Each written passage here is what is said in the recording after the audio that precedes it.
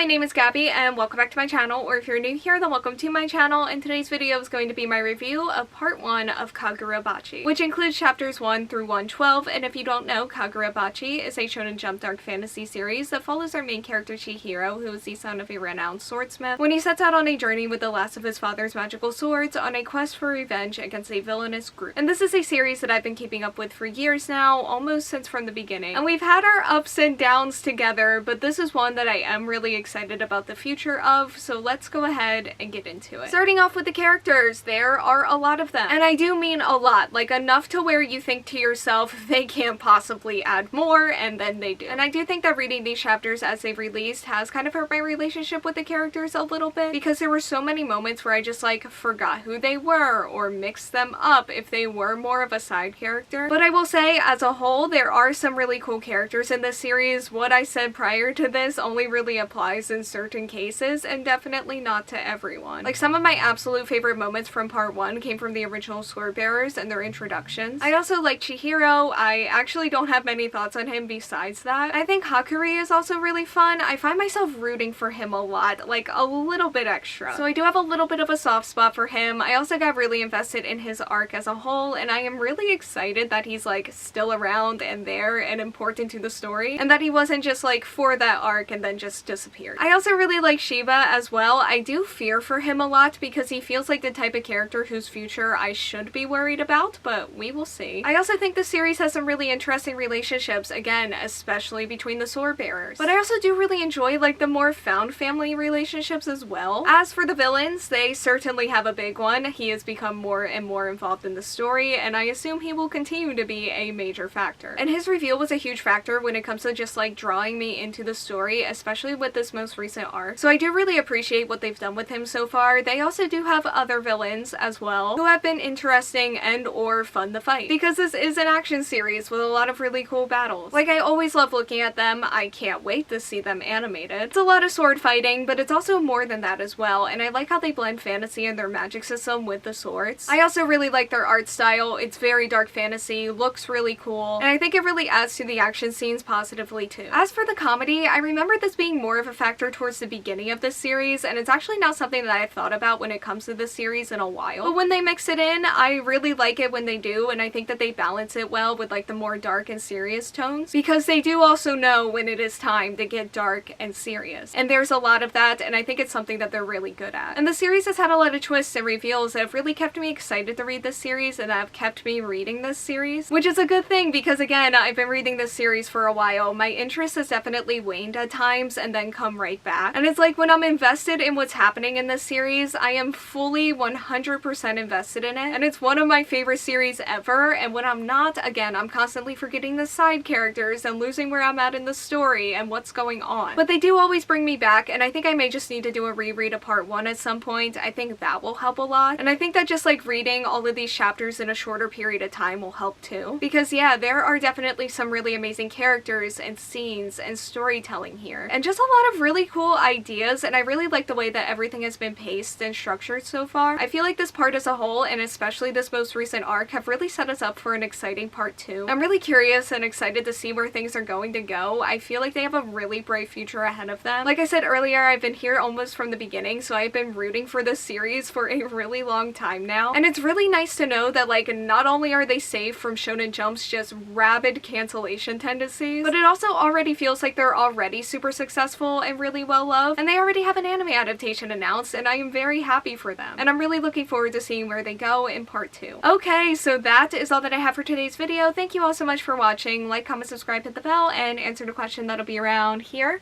if you want to do that, and hopefully I will see you here next time. Bye!